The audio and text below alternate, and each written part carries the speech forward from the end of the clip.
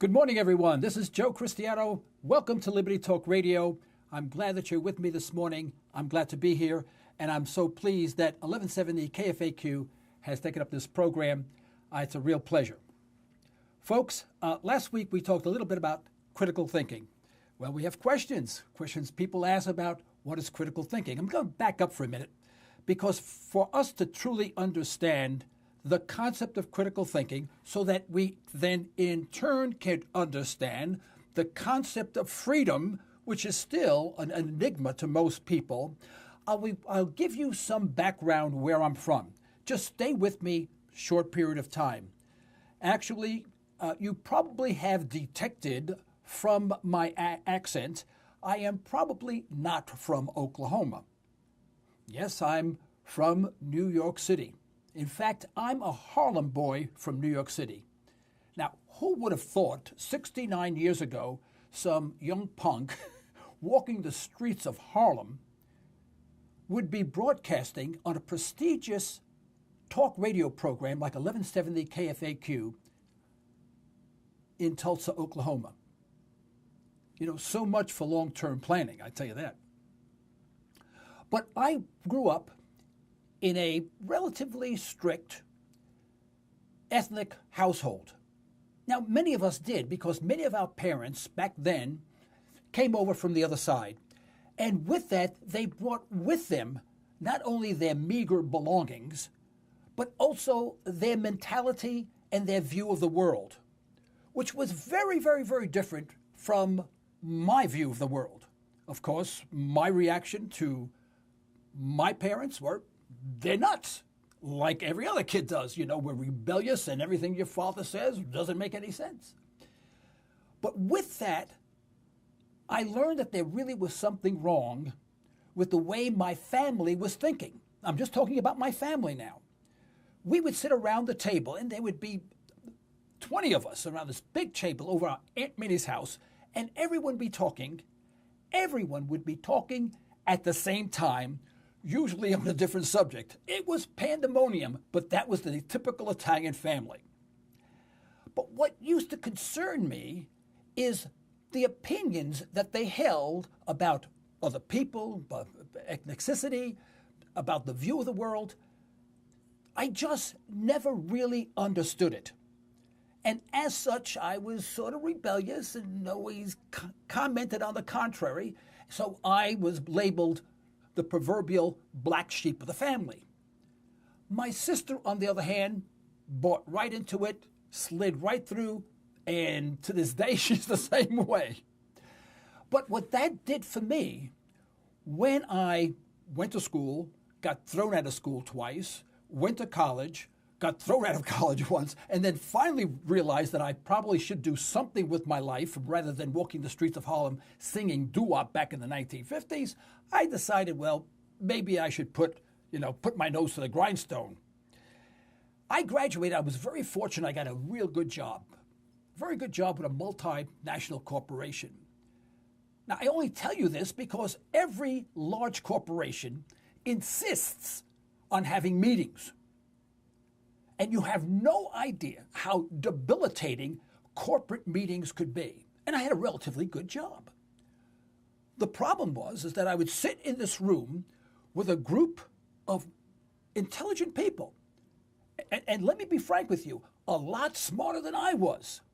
More educated, more learned, more experienced, more well-rounded.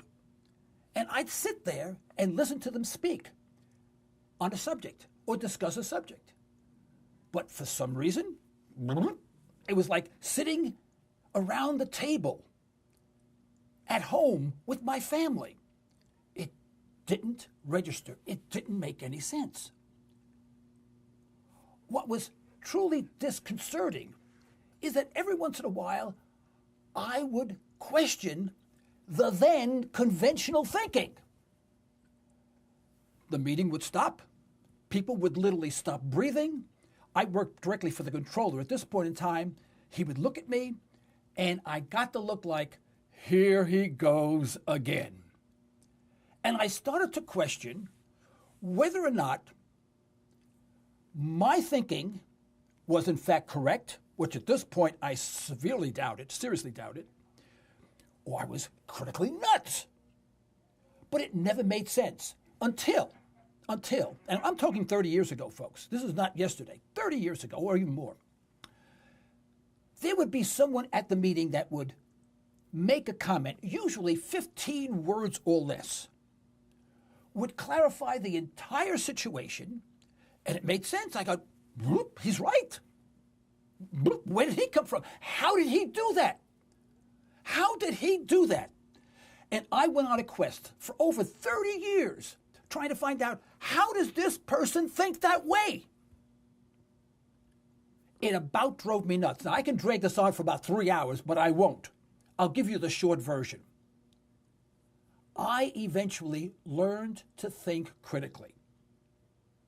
Now, I know you hear that. You go, oh, yeah, think critically. I think critically. Yeah, get on with the program.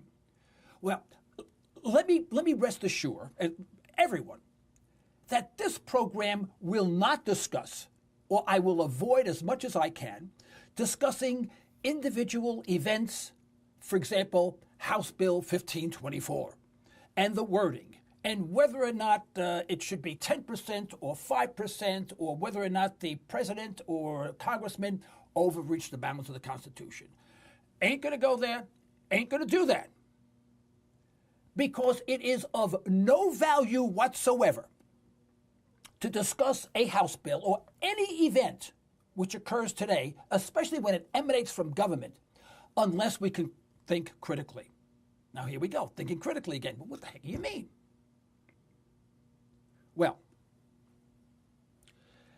this means that I'm going to ask you to think.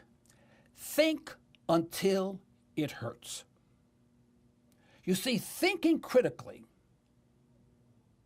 requires that you abandon your belief systems. I know every time I say that, I get hate mail. You have no idea. And I can hate mail that's so bad that I could never read them on the air. They would take me off. Rest assured, I am not referring to your belief in God or a religious belief. Set that aside. I want to make certain that we all understand that. I'm not asking you to give up your faith, regardless of what it is. And let me go on record by saying that I respect every religion, and I especially do not deny anyone their belief, regardless of what it is. And I hope we understand that. So when I say belief systems, take the religious belief systems and theology and all that, and just place that aside. Put that away. That's sacrosanct. We're not going to talk about that. When I'm talking about belief systems, let's go back to my father. My father had this almost a point-scoring system, for example. Every nationality he had all boxed really neatly. The Germans were this, and that. You know, the Algerians were this, and that. The Russians were this.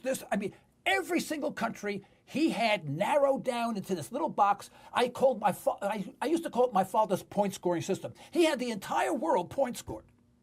Now, do you think that my father really was accurate in his point-scoring system? Well, absolutely not.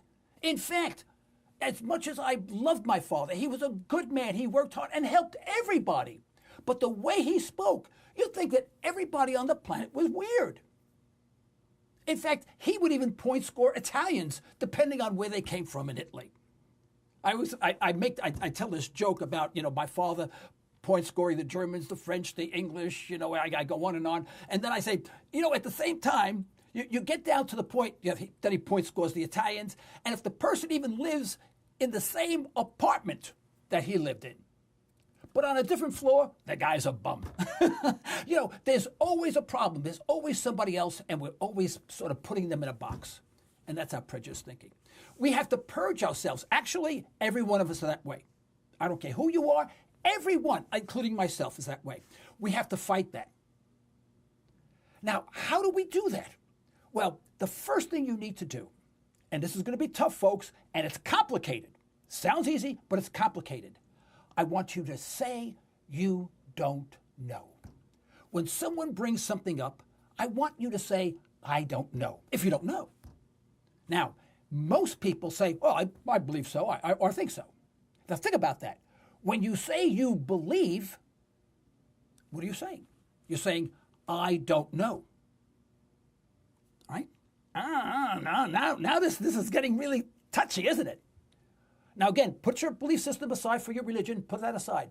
When we say, I believe so, we're saying, I don't know. Doesn't that hurt? It should hurt. It should bother you. It bothered the heck out of me for a long time. Let me give you a very simple example. My wife and I leaving the house, I lock up the house, but I do it by rote. I don't give a second thought. I don't think about, I have to lock the back door, I have to turn the alarm on, all the stuff. I don't do that. I just do it by rote and I leave.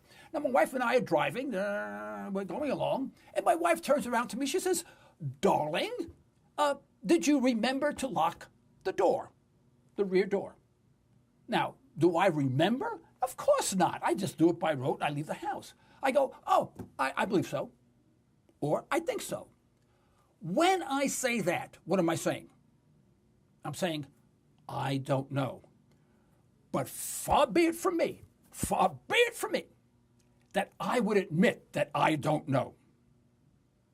Especially to my wife. I have to act confident, right? Confident and I just know everything. Everything's fine.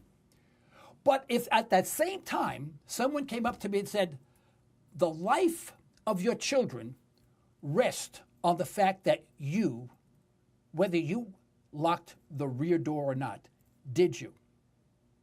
And you must be correct. What would I say? What would I say then?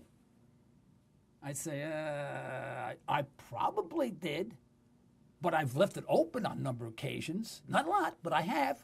So the answer is really, if you put it that way to me, I have to say, no, I really don't know. Now, that's a very simple example. We do that all day. We say that all day in our conversation. But when we do that, we avoid any critical thinking. I don't know. Now, shedding your belief system, that's a tough one. Everything that you believed about people, about economics, or whatever, unless it's something tangible, proven, it works, and you know it, you don't know. Once you say, well, I sure think that program that the Congress is going to approve, I think it'll be pretty good. And I believe, I sure believe that it'll help all the people in the United States, and that's what we need, confound it. Now, what that person said is, I don't know, and let me repeat myself, I don't know. But you never hear that. Once we can admit that to ourselves, we don't know. And shedding everything we perceive about our world that is truly not true. We can't think critically. Absolutely impossible. Now, how did we get this way? Oh, I hear some music coming on. We're going to take a quick break. We'll be right back. Don't go away. I'm not finished yet.